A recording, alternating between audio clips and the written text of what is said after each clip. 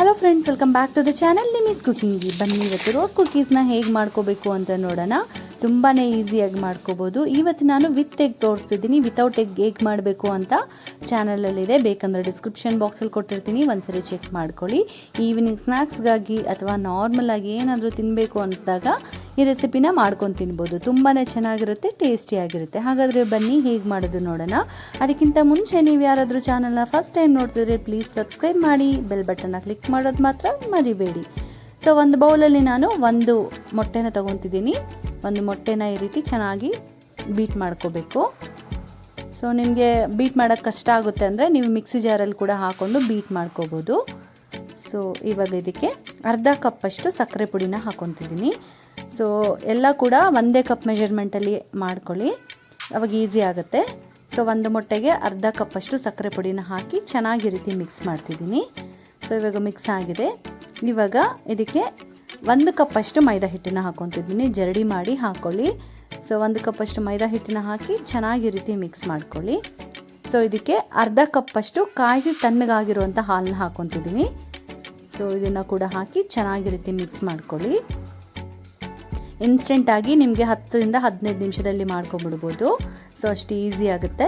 So ಇದಕ್ಕೆ ಸ್ವಲ್ಪ taste ಜಾಸ್ತಿ ಆಗುತ್ತೆ, ಅದಕ್ಕೆ ನಾನು ಚಿಟಿಕೆ ಉಪ್ಪು ಹಾಕೋತಿದ್ದೀನಿ. ಉಪ್ಪು ಕೂಡ ಹಾಕ್ಕೊಂಡು ಚೆನ್ನಾಗಿ ಮಿಕ್ಸ್ ಮಾಡ್ಕೊಳ್ಳಿ ಈ ರೀತಿ. ಸೊ ಕನ್ಸಿಸ್ಟೆನ್ಸಿ ನೋಡ್ತಿದ್ರಲ್ಲ, ಸ್ವಲ್ಪ ತಿಕ್ಕಾಗಿದೆ. ಅದಕ್ಕೆ ಇನ್ನೊಂದು 1/4 ಕಪ್ಪಷ್ಟು ನೀರನ್ನ ಹಾಕ್ಕೊತಿದ್ದೀನಿ. ನೀವು ಪೂರ್ತಿ 3/4 ಕಪ್ಪಷ್ಟು ಹಾಲು ಕೂಡ ಯೂಸ್ ಮಾಡ್ಬೋದು. ಸೊ ಇದಕ್ಕೇ ವೆನಿಲಾ ಎಸೆನ್ಸ್ನ ಒಂದು ಚಿಕ್ಕ ಚಮಚದಷ್ಟು ಹಾಕ್ಕೊತಿದ್ದೀನಿ. ವೆನಿಲಾ ಎಸೆನ್ಸ್ ಇಲ್ಲ ಅಂದರೆ ಏಲಕ್ಕಿನ ಪುಡಿ ಕೂಡ ಹಾಕೋಬೋದು ನೀವು. ಸೊ ಇವಾಗ ಕನ್ಸಿಸ್ಟೆನ್ಸಿ ನೋಡ್ತಿದ್ದೀರಲ್ಲ, ಈ ರೀತಿ ಇದೆ, ಕರೆಕ್ಟಾಗಿದೆ.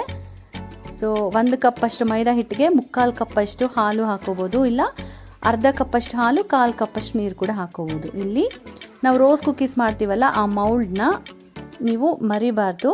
ಈ ರೀತಿ ಸೊ ಎಣ್ಣೆಯಲ್ಲಿ, ಬಿಸಿ ಎಣ್ಣೆಯಲ್ಲಿ ಒಂದು 5 ನಿಮಿಷ ಆದರೂ ಇಡಬೇಕು. ಸೊ 5 ನಿಮಿಷ ಇಟ್ಟ ಮೇಲೆ ಹಿಟ್ಟನ್ನ 3/4 ಭಾಗದಷ್ಟು ಮಾತ್ರ ಡಿಪ್ ಮಾಡಬೇಕು. ಡಿಪ್ ಮಾಡಾದಮೇಲೆ ಕಾಯ್ತಿರೋ ಎಣ್ಣೆಯಲ್ಲಿ ಈ ರೀತಿ ಬಿಡಬೇಕು. ಸೊ ಫಸ್ಟ್ ಟೈಮ್ ನಿಮ್ಗೆ ಏನಾದರೂ ಇದು ಡಿಮೋಲ್ಡ್ ಆಗ್ತಿಲ್ಲ ಅಂತಂದರೆ ಫೋರ್ಕ್ ಅಥವಾ ಯಾವುದಾದ್ರೂ ಒಂದು ಈ ರೀತಿ ಸ್ಟಿಕ್ ಸಹಾಯದಿಂದ ನೀವು ಡಿಮೋಲ್ಡ್ ಮಾಡ್ಕೊಳ್ಳಿ. ಸೊ ನೋಡ್ತಿದ್ದೀರಲ್ಲ, ಒಂದ್ಸರಿ ಇದು ಬಿಟ್ಟಾದಮೇಲೆ ಆ ಮೌಲ್ಡ್ನ ಮತ್ತೆ ಬಿಸಿ ಎಣ್ಣೆಯಲ್ಲೇ ಇಡಬೇಕು, ಆವಾಗಲೇ ನೆಕ್ಸ್ಟ್ ಈಸಿಯಾಗಿ ಬರುತ್ತೆ. ಸೊ ಈ ರೀತಿ ನೋಡ್ತಿದ್ದೀರಲ್ಲ, ಲೈಟ್ ಗೋಲ್ಡನ್ ಕಲರ್ ಬಂದಮೇಲೆ ನೀವು ಎಣ್ಣೆಯಿಂದ ತೆಗಿಬೇಕಾಗತ್ತೆ. ಸೊ ಇದನ್ನು ಟಿಶ್ಯೂ ಪೇಪರ್ಗೆ ಹಾಕ್ಕೊಳ್ಳೋಣ. ಸೊ ಇವಾಗ ನೋಡ್ತಿದ್ದೀರಲ್ಲ, ಇದೇ ರೀತಿ ಬಿಸಿ ಎಣ್ಣೆಯಲ್ಲೇ ಇಡಬೇಕು. ಆವಾಗವಾಗ ನೀವು ಹಿಟ್ಟನ್ನ ಮಿಕ್ಸ್ ಮಾಡ್ತಾ ಇರಬೇಕು. ಸೊ ತೆಳುವಾಗೋಗುತ್ತೆ ಒಂದೊಂದು ಸರಿ ಹಿಟ್ಟು. ಸೊ ನೋಡ್ತಿದ್ದೀರಲ್ಲ, 1-2-3 ಮಾಡಾದಮೇಲೆ ನೋಡ್ತಿದ್ದೀರಲ್ಲ, ಈಸಿಯಾಗಿ ಬಂದ್ಬಿಡುತ್ತೆ. ಅಷ್ಟೇ, ತುಂಬ ಈಸಿಯಾಗಿ ಸಿಂಪಲ್ಲಾಗಿ ರೆಸಿಪಿನ ಮಾಡ್ಕೋಬೋದು. ಖಂಡಿತ ನೀವು ಕೂಡ ಟ್ರೈ ಮಾಡಿ. ಇದು ಹೇಗಾಗಿದೆ ಅಂತ ಕಮೆಂಟ್ ಮೂಲಕ ತಿಳಿಸಿ. ಟ್ರೈ ಮಾಡಾದಮೇಲೆ ನನ್ನ ಇನ್ಸ್ಟಾಗ್ರಾಮ್ಲಿ ನಿಮ್ಮ ರೆಸಿಪಿನ ಪೋಸ್ಟ್ ಮಾಡಿ. ಹಾಗೆ ಫಸ್ಟ್ ಟೈಮ್ ಚಾನಲ್ ನೋಡ್ತಿದ್ರೆ ಪ್ಲೀಸ್ ಸಬ್ಸ್ಕ್ರೈಬ್ ಮಾಡಿ, ಲೈಕ್ ಮಾಡಿ, ಫ್ರೆಂಡ್ಸ್ ಜೊತೆಗೆ ಫ್ಯಾಮಿಲಿ ಜೊತೆಗೆ ಶೇರ್ ಮಾಡಿ. Thank you so much for watching. Bye bye.